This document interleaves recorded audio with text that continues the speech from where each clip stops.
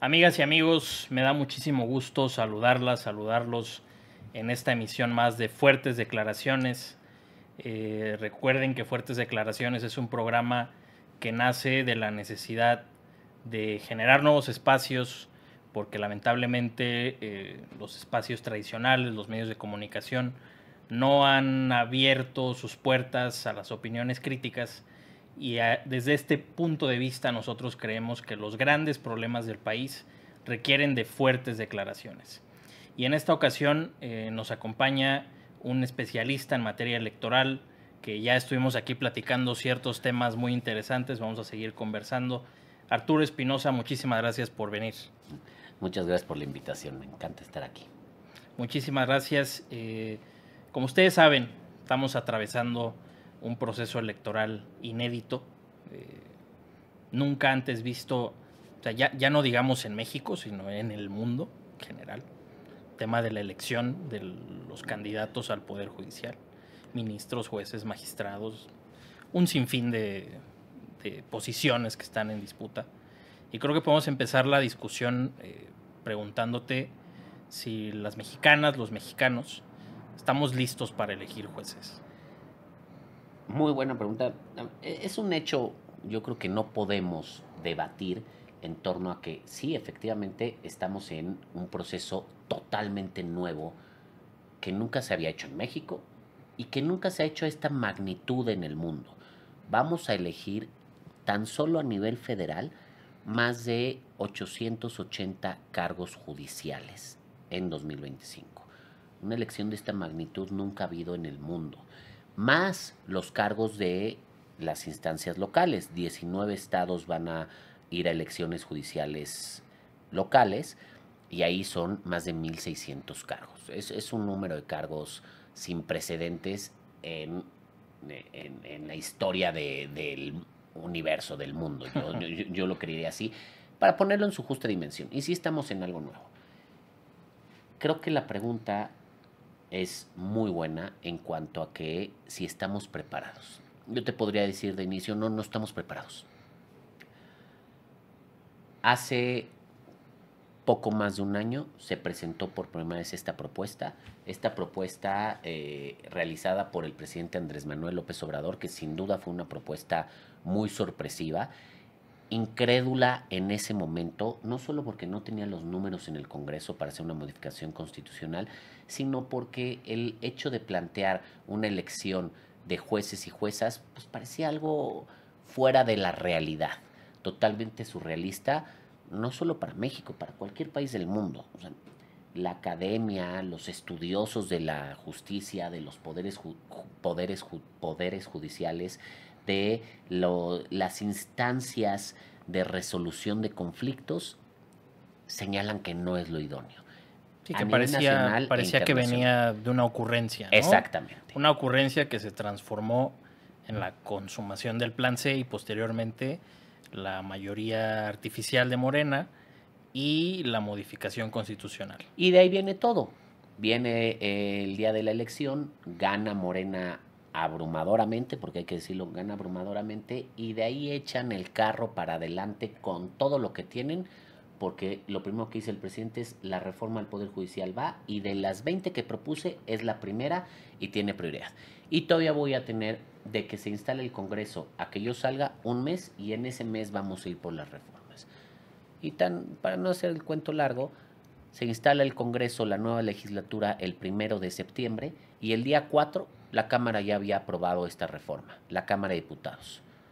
Y a los pocos días, el día, me parece que es el 12 de septiembre, la Cámara de Senadores ya también la había aprobado. En cuestión literalmente de horas, los congresos locales, al menos los 17 que se necesitaban, me parece que fueron más de 20, en cuestión de horas validaron la reforma y el 15 de septiembre ya se había publicado en el Diario Oficial de la Federación y el 23 de septiembre empezábamos con la elección judicial. Marco estos tiempos porque pues no estamos preparados, porque fue una bola no rápida, rapidísima que nos mandaron y que en lo que seguíamos discutiendo si era pertinente o no, con todo lo que ha pasado en el Inter, que podemos aquí dar todo un semestre de cursos de este tema, hoy estamos a en plenas campañas y a unas semanas Sí, de ya- que haya la elección judicial. Ya comenzaron las campañas de las posiciones que son a nivel nacional y Prácticamente en las todos los locales ya estados. comenzaron también.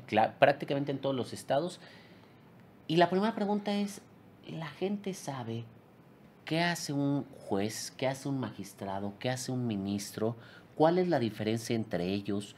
¿Cómo funcionan? ¿Qué tipo de asuntos resuelven? ¿Qué está en su competencia? Y la siguiente pregunta sería, ¿y la gente tiene claro cuál es el tipo de jueces que queremos tener?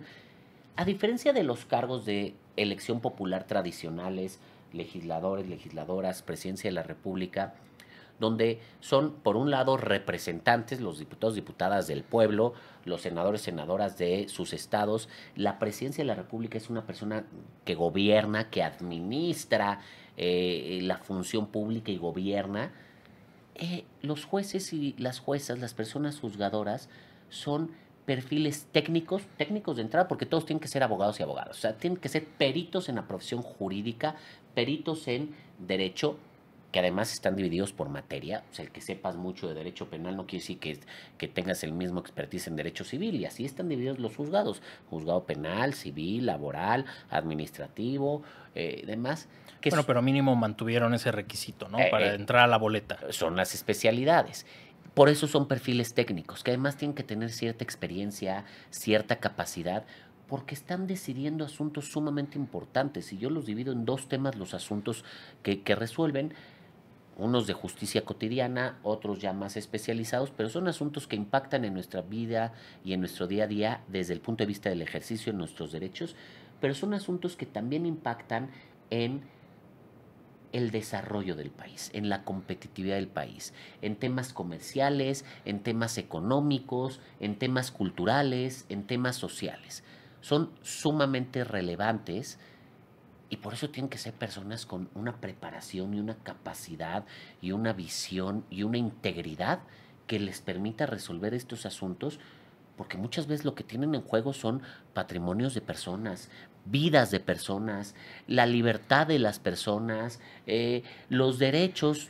Velo desde el punto de vista de un trabajador. El juez laboral, pues, define si el trabajador tiene derecho a seguir trabajando o a que lo liquiden o conforme a la ley a que reciba una pensión, y de eso puede depender toda la familia del trabajador, y así en muchos casos. Sí, y que no sabemos, usando este ejemplo que estás poniendo, si alguna de las candidaturas a juez laboral viene de los intereses de un poder fáctico o empresarial que a lo mejor quiere apoyar esa candidatura.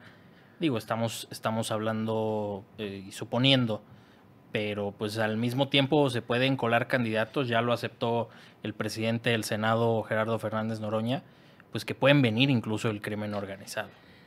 Qué bueno que tocas este tema, porque creo que en todo esto la reforma ha sido muy polémica, y como especialistas, quienes estuvimos en el debate en torno a la reforma, advertimos todos estos riesgos. El tema de la independencia y de la autonomía del Poder Judicial, el tema de lo complicado que sería organizar una elección de este tipo, el tema de los perfiles, la selección de los perfiles, ¿qué se requería? Y la verdad es que como guión de obra de teatro, todo ha ido ocurriendo. Ah, todos estos riesgos que se advirtieron han ido consolidándose y han ido apareciendo. La politización de la justicia, un proceso sin recursos, sin reglas, con alta incertidumbre, a las carreras, porque pues, como expliqué, todo esto va muy rápido.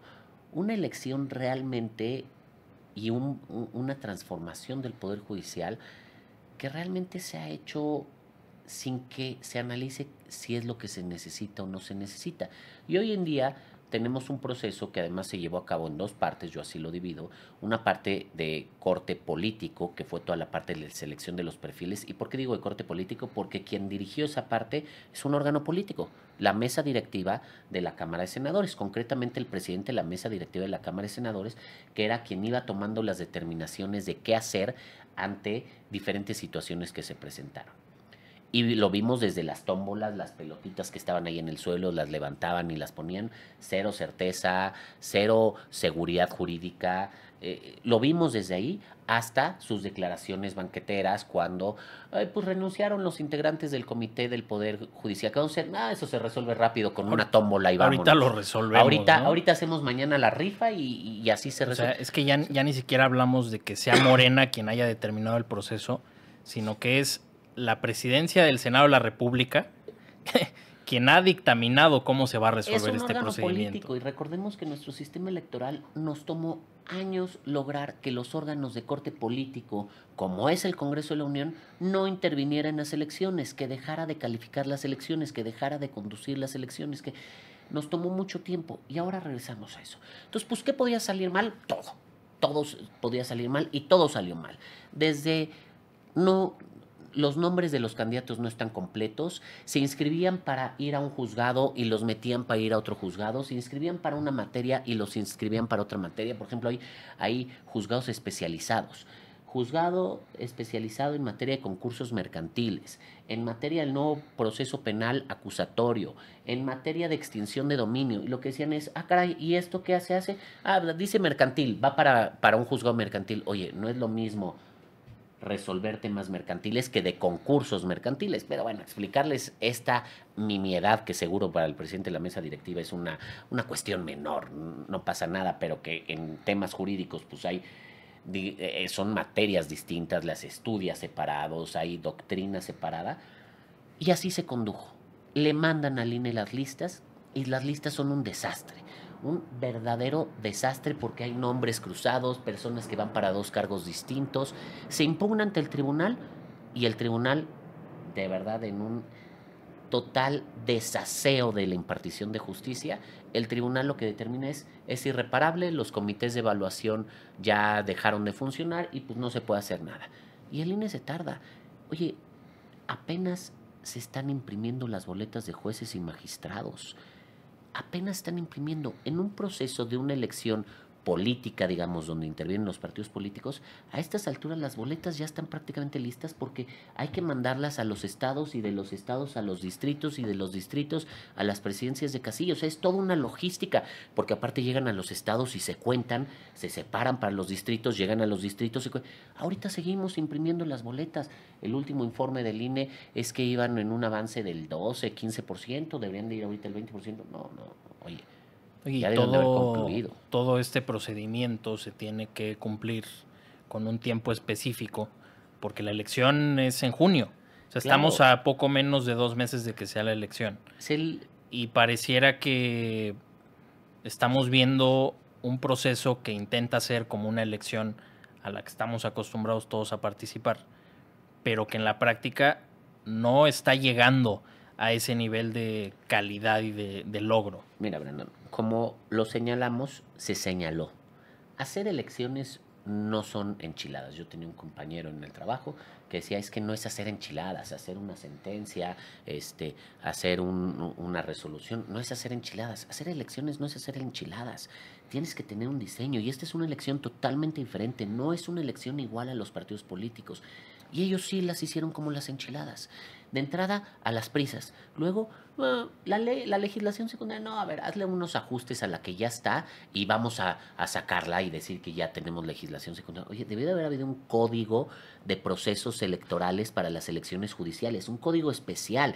Aquí no participan los partidos políticos, aquí la geografía electoral es distinta, no hay distritos electorales o no se eligen por estados, hay circuitos judiciales, hay distritos judiciales, hay muchas cuestiones que son totalmente distintas y que deben de operar distintas. No, y que también para la gente va a ser complicado porque algo que estaba revisando es que no necesariamente la casilla donde tú habitualmente vas a votar va a ser la misma a la que vas a votar para esta elección judicial. Mira, hay cuestiones... ¿Ya hay definición en ese tema o todavía? Claro, hay cuestiones que por el tipo de elección son diferentes, pero hay otras en las que se están haciendo diferentes por la rapidez con la que lo quieren hacer y la falta de recursos. Y te pongo estos 2 ejemplos. La boleta electoral es distinta de las que habitualmente conocemos. Nosotros estamos acostumbrados a que nos entregan una boleta electoral, que hay recuadros con logos de partidos políticos y abajo el nombre de los candidatos. Entonces, digamos, y esto impacta desde la forma de hacer comunicación y todo. Hay quien identifica el nombre de las candidaturas, digamos, muy relevantes, las presidenciales, a lo mejor las de gubernaturas, pero hay quien identifica solo el logo de los partidos políticos y dice, pues voy por el azul, voy por el de los 3 colores, el amarillo, el rosa, el que sea. Sí, aquí no hay ningún parámetro de identificación. Aquí no hay eso. Estas son unas boletas en las que va a haber listas y a cada candidato se le puso un número. Y tú tienes que poner en unas casillas arriba el número de ese candidato. Pero, por ejemplo, si es el candidato número o la candidata número 1, no puedes poner 1, tienes que poner 01. Pero además, en el caso, por ejemplo, jueces de distrito y magistrados de circuito están divididos por materia. En la misma boleta cada uno tiene un colorcito y te dice de qué materia son. Es un modelo de boleta abismalmente diferente. Yo no digo que esto no pase en el mundo. En otros países hay boletas con listas, pero aquí no estamos acostumbrados. Eso es por el tipo de elección. Eso lo define el tipo de elección. Pero hay otras cosas como el tema de las casillas, que es por la falta de recursos. El INE sabe que para una elección de este tipo, que es una elección nacional, porque va todo el país a elegir y hay cargos nacionales como los ministros, ministras de la Corte, las magistraturas del Tribunal de Disciplina o las electorales, pues es una elección nacional. Ellos saben que se tienen que instalar, más o menos en 2024 se instalaron 170,000 casillas, un poquito más. El INE pidió un presupuesto para eso. Esto requiere capacitación, requiere tener funcionarios de casillas suficientes, lo cual pues implica un gasto. El INE pidió poquito más de 13,000 millones de pesos. Le dieron menos de la mitad, le dio un poquito más de 6,000. Supuestamente hubo una ampliación presupuestal que nadie tiene claro si llegó o no llegó y van a llegar a los 7,000. La mitad, digámoslo así, de lo solicitado. O sea, operar una elección como la que tuvimos el año pasado, pero con la mitad del presupuesto. Exactamente. Pues por supuesto que pues tienes que sacrificar cosas. Entre otras muchas, pues vas a instalar menos casillas. De las 170 y tantas mil que necesitamos, se van a instalar 84,000. Eso sí quiere decir que, pues, en lugar de que en cada casilla, porque así está la ley, haya máximo 750 electores, ahora vamos a tener casillas con máximo 2,250 electores. Una boleta más compleja, más personas en las casillas, digamos. La verdad es que sí es una elección, sí, si bien ya estamos en ella y las elecciones yo creo que van, es una elección muy mal planeada. Ojo, creo que aquí es importante decir algo, Brandon. Lo que buscaba Morena con la reforma al Poder Judicial no era hacer las elecciones, era renovar a todos los jueces, era remover de un plumazo al mayor número de jueces posibles, si no es que a la totalidad, porque lo van a hacer en un lapso de menos de 3 años, van a remover al 100% de los jueces y poner jueces nuevos para poder tener más jueces afines a Morena. Recordemos todo el batallar en el sexenio con los amparos, con las suspensiones, con las inconstitucionalidades. Pues lo que ya no quieren es eso. La elección es la forma de legitimar ese desplazamiento de plumazo de todos los jueces y juezas. O sea, el fin aquí justifica los medios, ¿no? Exactamente, es ese ejemplo. Si tú nada más llegabas y decías, lo vamos a remover, golpe de Estado, no sé qué. En cambio, si lo dices, no, ¿cómo nos las vendieron? Vamos a democratizar al Poder Judicial. Vamos a hacer que la ciudadanía sea la que elija, porque es su derecho, porque la justicia tiene que ser cercana. Las elecciones les tienen sin cuidado. Y si participa el 3% de la población, les tiene sin cuidado. Ellos ya lograron lo que querían, que era remover a los jueces. Y por supuesto, en una probabilidad, si vas a elegir 881 jueces y hay al menos 30, 40, 50% de personas afines, al menos vas a tener el 50% de la judicatura. Pero aquí viene la clave que a mí sí me gustaría reflexionar sobre esto. Si nosotros como ciudadanos libres, como organizaciones ciudadanas, que tenemos un compromiso democrático, les cedemos esto, no va a ser el 50% de la judicatura, va a ser el 100% de la judicatura, porque nosotros, claro, en nuestra indignación y en nuestro enojo nos vamos a quedar en nuestras casas, no vamos a salir a votar, ni por perfiles buenos ni por perfiles malos, simplemente no vamos a salir a Por votar. ninguno. Y ellos sí lo van a hacer. Ellos sí van a mover a sus huestes para que salgan a votar. Yo creo, después de mucha reflexión, y yo fui un franco opositor a la reforma, en diversos foros, medios, artículos, expuse todas las razones por las que no creo que es una reforma, pero ya estamos aquí. Y yo sí creo que esta es una oportunidad de no dejarles el 100% del Poder Judicial. ¿Por qué? Porque hay que decirlo, así como hay muchos perfiles de estos, más de 3,000, hay 3,422 candidatos y candidatas que están en las calles buscando ser jueces federales nada más. De estos, sí hay muchos afines a Morena. Muchos, muchos, muchos afines a Morena. Pero también hay muchos que son abogados y abogadas con experiencia, con capacidad, con compromiso, con integridad. A lo mejor hay que buscarlos y hay que hacer un verdadero trabajo como ciudadanos, como organizaciones ciudadanas, para identificarlos y para respaldarlos. Porque, desde luego, entre todo este ruido y entre toda esta bola de candidaturas, pues estas se esconden o no es tan fácil identificarlas, pero sí hay. Hay varios que son actualmente jueces y juezas en funciones y que vale la pena que sigan en el cargo, porque tienen la experiencia, porque son personas íntegras, porque ya saben lo que hacen.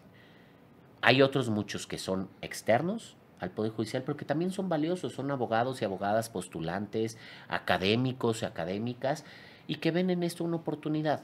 Entonces, yo sí creo que hay que pensar en esto, porque más allá de las elecciones, tenemos que valorar qué va a venir después. Y después, las elecciones van a pasar, y como todo ciclo y como todo proceso, termina. Y después hay que encargarnos de que se imparta justicia. Y en un país con tan altos niveles de impunidad y en un país con tanta sed de justicia, que dejar que el sistema de impartición de justicia colapse por la inexperiencia, por las afinidades políticas, por la famosa curva de aprendizaje, sería gravísimo. Nos colocaría en una posición todavía más riesgosa democráticamente, porque ahora también cedimos la justicia. Yo no digo que la justicia funcionara perfecto y estuviéramos en el Olimpo de la justicia. No, sin duda hay mucho que no funcionaba bien y había mucho que trabajar en la justicia.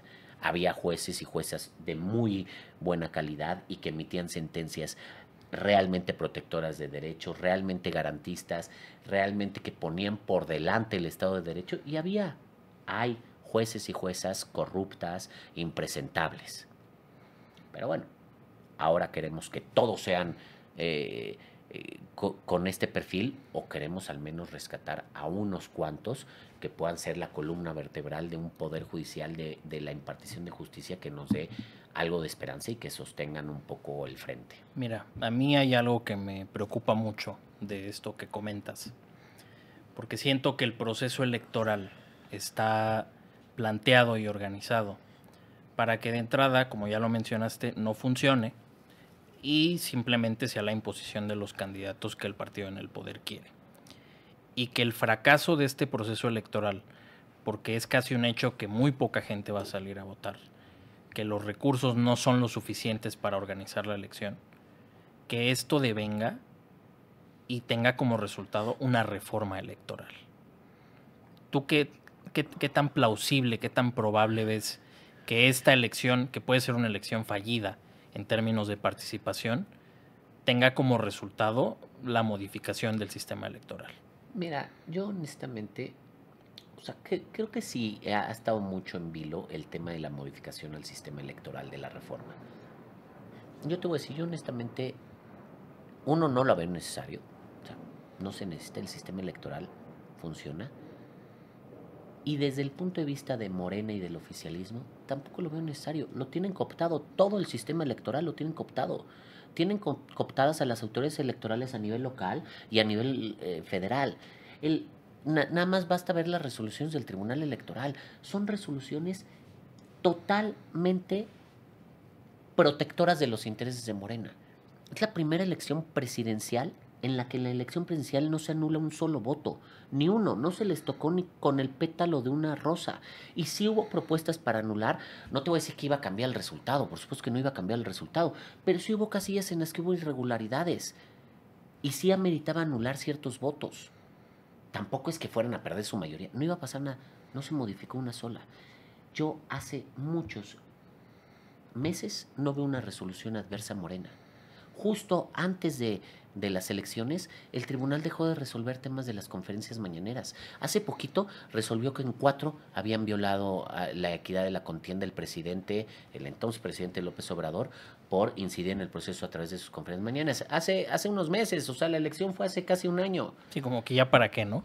Entonces, el sistema electoral está cooptado por Morena. Tiene todas las personas afines, que es justo lo que quiere hacer ahora con el Poder Judicial.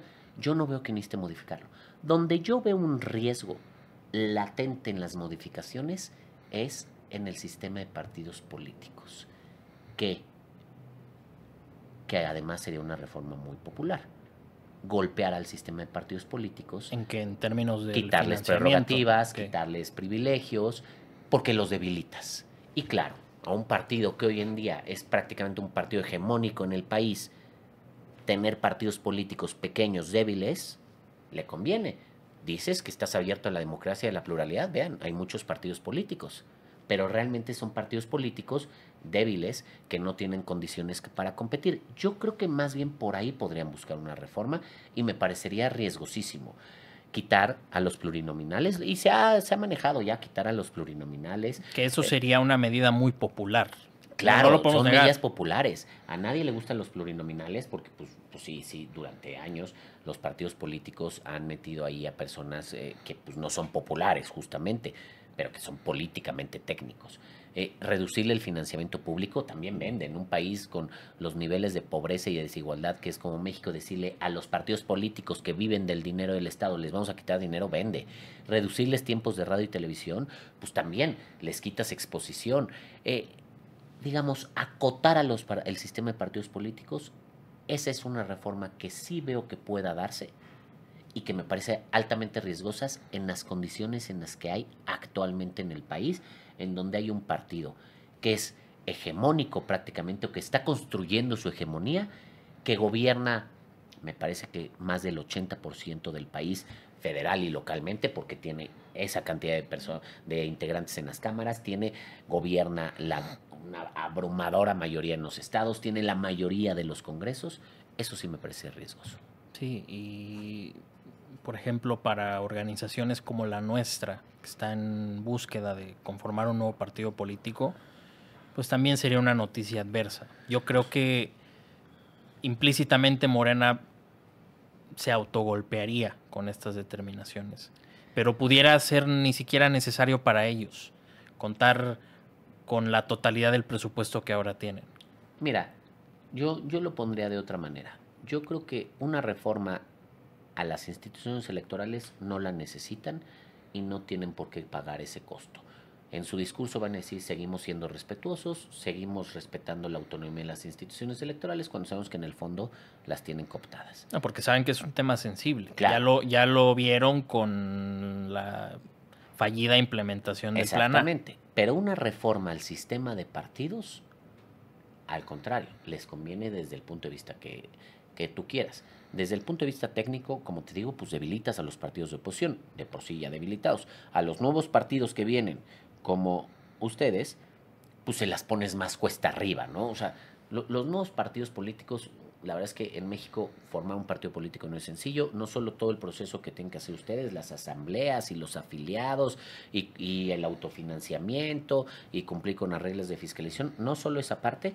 Una vez que te dan el registro, tienes menos de un año para demostrar tu fuerza electoral, más del 3%. Hacer campaña en todo el país y asegurar mínimo el 3% de Exacto, votación. Y aunque tienes financiamiento, pues es un financiamiento muy acotado, solo te da derecho al 30% en partes iguales de lo que se reparte, ¿no? Entonces, pues, digamos, si va a haber 8 partidos políticos considerando uno nuevo o se arman 2 nuevos y demás, pues tienes derecho a una minimísima parte del financiamiento. Y con esos recursos tienes que salir al país a hacer campaña en una elección intermedia en donde la participación es más baja por lo general, hacer campaña para demostrar tu fuerza electoral.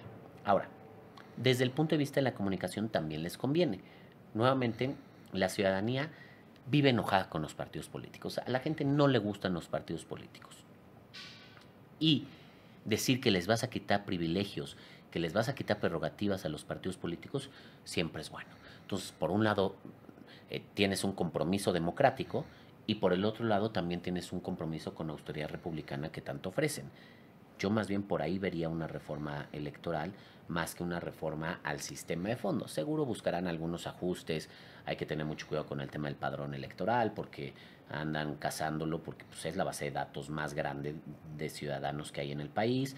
Por ahí podrían golpear algunas cuestiones de facultades al interior del Consejo General del INE para darle más poder a la presidencia, una cuestión así que es contradictorio con lo que se venía haciendo, se le fue quitando poder a la presidencia a lo largo de los años. Algunos ajustes sí, pero una reforma estructural de fondo no la veo, salvo el sistema de partidos políticos. Muy bien, pues estamos ya casi llegando al final de esta muy interesante plática.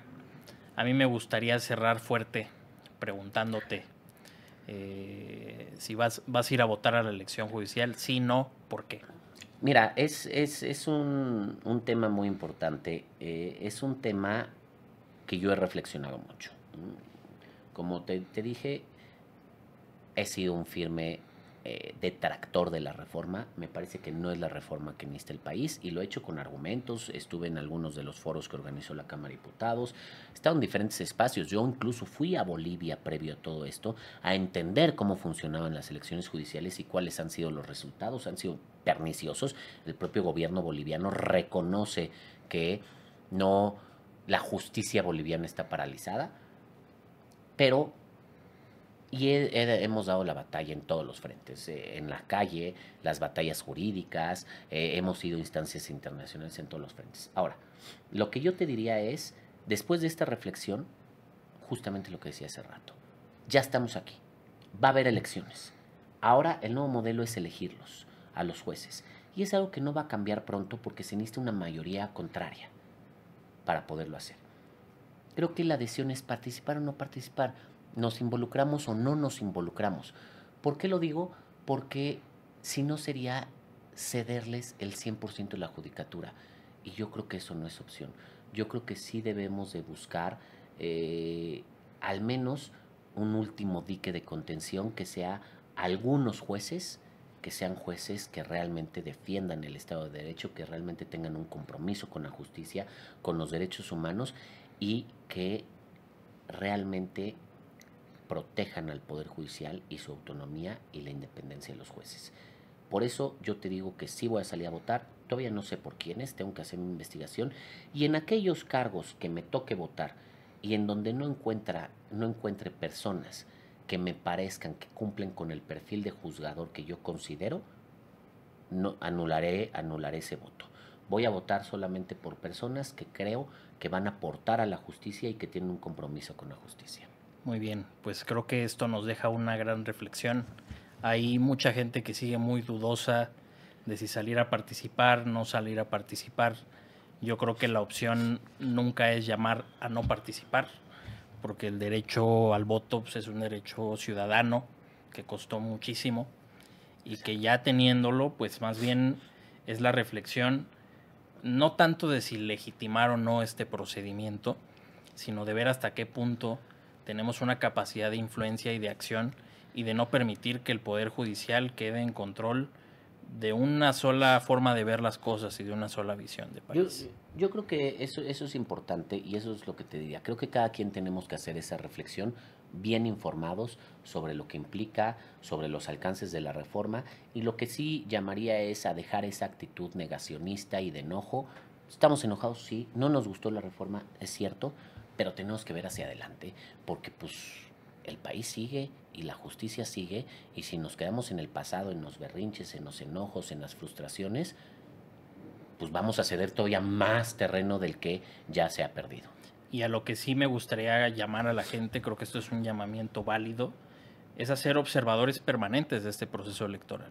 Sin duda. Para verificar que se cumpla con la legalidad del procedimiento, para verificar que, pues digo, lamentablemente no van a haber ahora representantes de los partidos políticos, pero nosotros podemos hacer esa labor de representar los intereses de la ciudadanía y de que se cumpla con un procedimiento electoral y un proceso electoral que verdaderamente cumpla con los requisitos de calidad que hemos estado viendo en las elecciones en un parámetro histórico, las últimas elecciones 2024, 2021, 2018, porque lamentablemente pues este procedimiento, como ya lo comentó Arturo, pues fue hecho muy al aventón.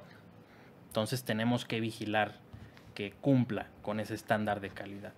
Yo quiero agradecerte nuevamente, Arturo, por haber venido. Se vienen más fuertes declaraciones, se vienen más invitados y más programas. No olviden dar like, suscribirse, compartir y nos vemos a la próxima.